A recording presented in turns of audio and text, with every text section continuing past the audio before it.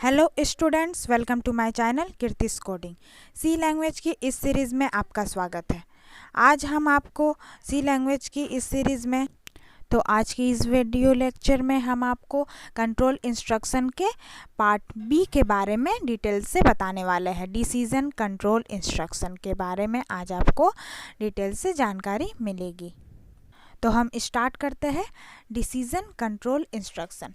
Decision control instruction बोलता है कि हमारे सी प्रोग्रामिंग में कोई भी डिसीजन लेना है, जैसे कि हमारे सी प्रोग्रामिंग में हम कोई भी आपको एंटर करते हैं कि वो प्रोग्राम को किस प्रकार से एग्जीक्यूट करना है, प्रोग्राम को किस टाइम पे एग्जीक्यूट करना है, कौन सा टाइम पे उसको स्टॉप करना है। अगर मान लीजिए 3<4 है, 3<4 है, तो ये वाला स्टेटमेंट हमारा एग्जीक्यूट करे कि नहीं करे, तो वो डिसीजन को हमारा कंट्रोल करता है ये डिसीजन कंट्रोल स्टेटमेंट। तो डिसीजन कंट्रोल स्टेटमेंट के अंदर हमारा 3 स्टेटमेंट आते हैं। पहला है इफ स्टेटमेंट, सेकंड है इफ एल्स स्टेटमेंट, तीसरा है यूजिंग द लॉजिकल ऑपरेटर। तो आज हम द इफ स्टेटमेंट के बारे में अच्छे से जानकारी प्राप्त करेंगे और इसको हम कोडिंग की सहायता से भी हम देखेंगे। तो हम स्टार्ट करते हैं the if statement. If statement है क्या? What is if statement? If statement हमारे सी प्रोग्रामिंग में है क्या? तो इफ स्टेटमेंट किसी भी डिसीजन को कंट्रोल करने के लिए हम इफ स्टेटमेंट का यूज़ करते हैं सी प्रोग्रामिंग में। जैसे कोई भी लाइन हमको रन कराना है, कोई भी स्टेटमेंट अगर हमको रन कराना है, तो ये कंडीशन में हमको रन कराना है, तो वो कंडीशन हम इस इफ स्टेटमेंट के अंदर लिखते हैं। तो इफ स्टेटमेंट क्या है? In C programming user keyword. If क्या है? एक कीवर्ड है जो हम आपको पहले ही वीडियो लेक्चर में बता चुके हैं 32 कीवर्ड्स के बारे में। उसमें से एक कीवर्ड से इफ। तो इफ कीवर्ड में the if keyword tells the compiler that follow the decision control। if statement follow करता है हमारे डिसीजन को, कि हम उस कंपाइलर को क्या डिसीजन देते हैं, हमको किस स्टेटमेंट में अपना स्टेटमेंट को रन कराना है, किस कंडीशन में हमको रन कराना है, वो कंडीशन को फॉलो करता है इफ स्टेटमेंट। और इफ स्टेटमेंट को पेयर ऑफ पैरेंथेसिस के अंदर लिखा जाता है। If statement condition is true. If statement माने अगर कंडीशन हमारा इफ के अंदर जो लिखा है वो कंडीशन अगर ट्रू रहेगा तभी इसके नीचे वाला स्टेटमेंट हमारा एग्जीक्यूट करेगा। अगर वो कंडीशन ट्रू नहीं होता है तो हमारा इफ स्टेटमेंट रन नहीं करता है। तो हम अच्छे से जान चुके हैं कि इफ स्टेटमेंट के अंदर कंडीशन लिखा रहता है, जिस कंडीशन में हमको स्टेटमेंट को रन कराना रहता है। अगर कंडीशन हमारा ट्रू होता हो तभी स्टेटमेंट हमारा नीचे का रन करेगा, तभी प्रिंट होगा, नहीं तो नहीं होगा। अब इफ स्टेटमेंट के अंदर आता है हमारा द रियल थिंग्स और मल्टीपल स्टेटमेंट। रियल थिंग्स क्या है? व्हाट इज रियल थिंग्स और व्हाट इज मल्टीपल स्टेटमेंट? इसके पहले हम जनरल फॉर्म को देख लेते हैं इफ़ स्टेटमेंट। तो जनरल फॉर्म है कि इफ़ लिखते हैं हम लोग स्मॉल में, उसके बाद छोटे वाले ब्रैकेट के अंदर हम कंडीशन लिखते हैं, जिस कंडीशन को हमको सेटिस्फाई कराना है, उसके बाद वाले स्टेटमेंट हम लिखते हैं। इसको हम मिड ब्रैकेट के अंदर भी लिख सकते हैं। अब इफ़ स्टेटमेंट को यूज़ करने का बहुत सारा रिलेशनल ऑपरेटर भी है। जिस प्रकार से फर्स्ट है असाइनमेंट ऑपरेटर, इक्वल टू का साइन है, डबल असाइनमेंट ऑपरेटर यानी इक्वल टू। दो वेरिएबल हमारा डिक्लेयर कर लेते हैं कि एक्स और वाई दो वेरिएबल्स है। अब एक्स और वाई के इक्वल है अगर, तो हमारा इक्वल टू का साइन इफ स्टेटमेंट के अंदर जो कंडीशन देते हैं, अगर एक्स वाई के इक्वल है तो ये स्टेटमेंट रन करना चाहिए, ऐसा देते हैं। तो हमारा ये स्टेटमेंट कंडीशन का यूज़ होता है। अगर नहीं है एक्स वाई के इक्वल तो हमारा डिसीजन कंट्रोल और इक्वल टू ये वाला स्टेटमेंट नॉट इक्वल टू का यूज़ होता है। अगर एक्स लेस देन वाई है, अगर y यहाँ पर ग्रेटर है, x लेस देन y है, तो ये स्टेट कंडीशन का यूज़ होता है इफ़ के अंदर। यदि ग्रेटर देन है तो ये कंडीशन का यूज़ होता है, अगर ग्रेटर देन इक्वल टू है तो ये कंडीशन का यूज़ होगा, अगर लेस देन इक्वल टू है तो ये कंडीशन का यूज़ होगा मेरा इफ़ स्टेटमेंट में। अब उसके बाद हम इफ़ स्टेटमेंट के दो थिंग्स होते हैं जो रियल थिंग्स, एक रियल थिंग्स होते हैं, एक होता है multiple statement with in if. तो द रियल थिंग्स क्या है, अगर इफ़ स्टेटमेंट में ओनली वन कंडीशन है और वन स्टेटमेंट है, अगर वन कंडीशन हो और वन स्टेटमेंट हो और वन स्टेटमेंट तभी एग्जीक्यूट होगा जब वो वन कंडीशन हमारा ट्रू होगा, तो वो स्टेटमेंट वो थिंग्स हमारा कहलाता है द रियल थिंग्स। मतलब अगर कंडीशन ट्रू हुआ तो हमारा स्टेटमेंट एग्जीक्यूट करेगा, अगर कंडीशन फॉल्स होता है तो हमारा स्टेटमेंट एग्जीक्यूट नहीं करता है। तो द रियल थिंग्स हमारा बताता है कि एक ही कंडीशन होगा और एक ही स्टेटमेंट एग्जीक्यूट करेगा। तो आप इसमें मिड ब्रैकेट दे भी सकते हैं, नहीं भी दे सकते हैं, कोई प्रॉब्लम नहीं है। But multiple statement with in if, multiple statement अगर इफ़ के अंदर हम लोग लिखते हैं तो हमें मिड ब्रैकेट देना बहुत ही ज़रूरी हो जाता है। तो मल्टीपल स्टेटमेंट ये कहलाता है कि हमारे इफ़ कंडीशन के अंदर एक ही कंडीशन होगा बट उसके अंदर हम बहुत सारे स्टेटमेंट हम लिख सकते हैं। जैसे हम अगर लिखे 5 इज़ ग्रेटर देन 4 तो हमारा कंडीशन ट्रू है, 5 ग्रेटर होता है ट्रू 4 से, तो हमारा कंडीशन ट्रू है। तो अगर ये कंडीशन दे देते हैं हम या 5 इज़ ग्रेटर देन 4 तो हम कुछ भी प्रिंट करा सकते हैं। हम लिखेंगे तब हम प्रिंट कर दो कि नेम, हमारा नेम किसी का प्रिंट कर दो, हमारा रोल नंबर किसी का प्रिंट कर दो, कौन से क्लास में पढ़ता है वो प्रिंट कर दो। तो हम मल्टीपल स्टेटमेंट का यूज़ कर पा रहे हैं यहाँ पर। इफ़ कंडीशन मेरा अगर ट्रू होता हो तो ये हमारा जनरल फॉर्म है मल्टीपल स्टेटमेंट का। इसमें हम ये मिड ब्रैकेट का यूज़ बहुत ही इम्पॉर्टेंट होता है।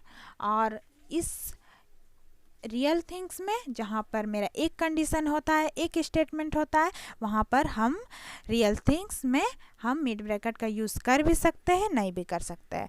तो यही डिफरेंस हो गया रियल थिंग्स और मल्टीपल स्टेटमेंट में, कि हमारा एक कंडीशन होता है बोथ में, बट इसमें मल्टीपल स्टेटमेंट होता है, बहुत सारे स्टेटमेंट को हम एग्जीक्यूट कर सकते हैं, और इसमें ओनली वन स्टेटमेंट का यूज़ एग्जीक्यूट कर सकते हैं। इसमें हम मिड ब्रैकेट का यूज़ रियल थिंग्स में नहीं भी कर सकते हैं, कर भी सकते हैं, कोई प्रॉब्लम नहीं है, बट मल्टीपल स्टेटमेंट में हमको मिड ब्रैकेट का यूज़ करना ही पड़ेगा। तो आज के वीडियो लेक्चर में हमने डिटेल से आपको इफ़ स्टेटमेंट के यूज़ के बारे में बताया है, आपको इफ़ स्टेटमेंट के पार्ट के बारे में बताया है, और डिसीजन कंट्रोल इंस्ट्रक्शन के इफ़ स्टेटमेंट के बारे में आज हम डिटेल से बता चुके हैं। अब हम एक बार कोडिंग में इसका यूज़ करके देख लेते हैं। तो अब हम ये कोड ब्लॉक्स में कोडिंग में आ चुके हैं। यहाँ पर हमने फाइल को सेव कर चुका है decision.c से नाम से हम इस फाइल को सेव कर चुके हैं। अब इसमें हम प्रोग्राम को शुरू करते हैं। First line hatch include stdio dot से हम शुरू कर चुके हैं, इंट मैन से हम स्टार्ट कर चुके हैं। अब हम प्रोग्राम लिखते हैं। यहाँ पर हम i equal to 4 and j is equal to 5 हम वेरिएबल डिक्लेयर कर लिए हैं। अब हम यहाँ पर कंडीशन लगाते हैं, हमारा इफ़ स्टेटमेंट। इफ़ कंडीशन लिखते हैं कि 5, पहले हम true condition 5 is greater than 4, तो हमारा ये कंडीशन क्या है, ट्रू है। इसके बाद हम एक ही बार बहुत सारे स्टेटमेंट को रन करा के देखते हैं, कि जैसे हम प्रिंट एफ करवा लेते हैं। प्रिंट एफ में हम ब्रैकेट में करवा लेते हैं हेलो,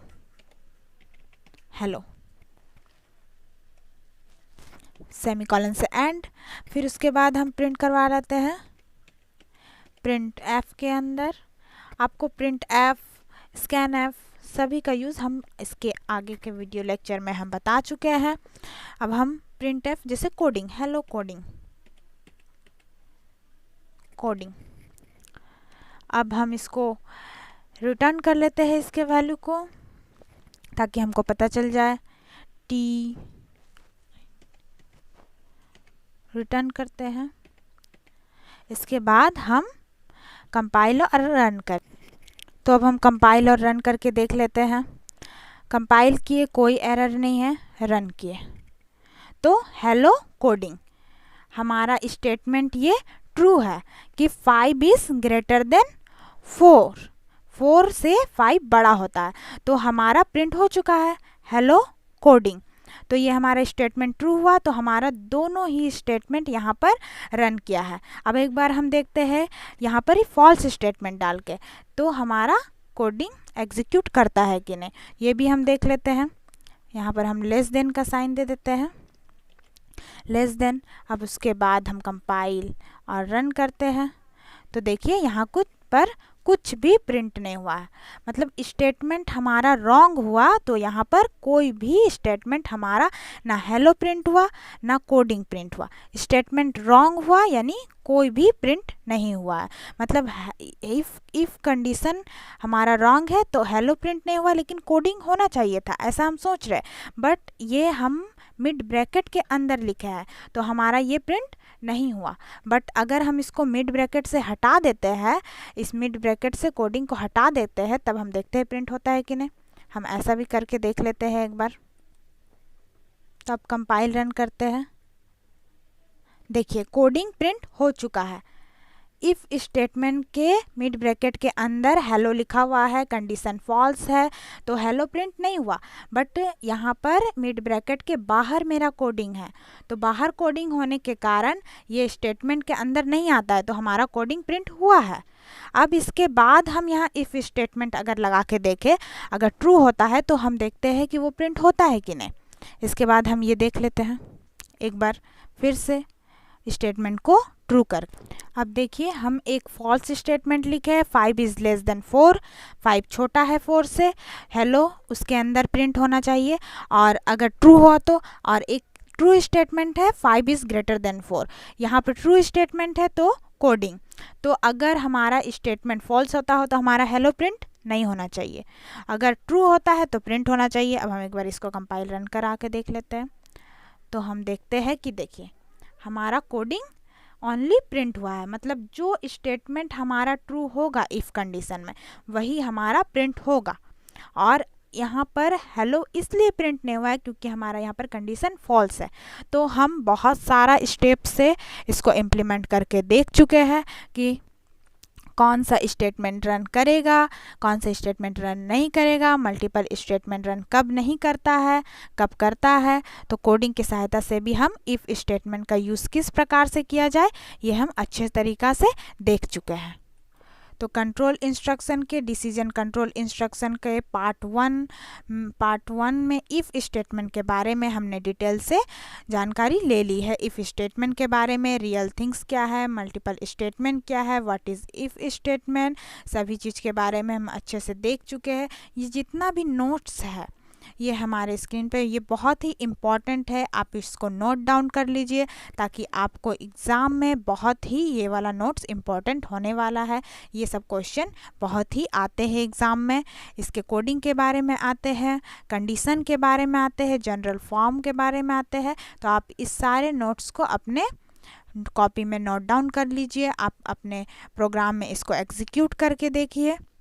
कोई भी प्रॉब्लम हो तो आप हमको ज़रूर कमेंट कीजिए। तो आज का वीडियो लेक्चर मेरा यहीं पर समाप्त होता है। इसके नेक्स्ट वीडियो लेक्चर में हम आपको इफ़ एल्स स्टेटमेंट के बारे में डिटेल्स से जानकारी देने वाला है, इफ़ एल्स स्टेटमेंट के बारे में। तो आपको हमारा वीडियो कैसा लगा, लेक्चर आप ज़रूर कमेंट कीजिए। आपको कोई भी डाउट हो तो आप कमेंट कीजिए, हम फिर से आपको समझाने की कोशिश करेंगे, फिर से वीडियो लेक्चर अच्छे से समझाने की कोशिश करेंगे। आप हमारे चैनल को सब्सक्राइब कीजिए, लाइक कीजिए, शेयर कीजिए और कमेंट कीजिए। बेल आइकन को ज़रूर क्लिक कीजिए ताकि आपको हर नए वीडियो का नोटिफिकेशन मिलता रहे। Thank you students.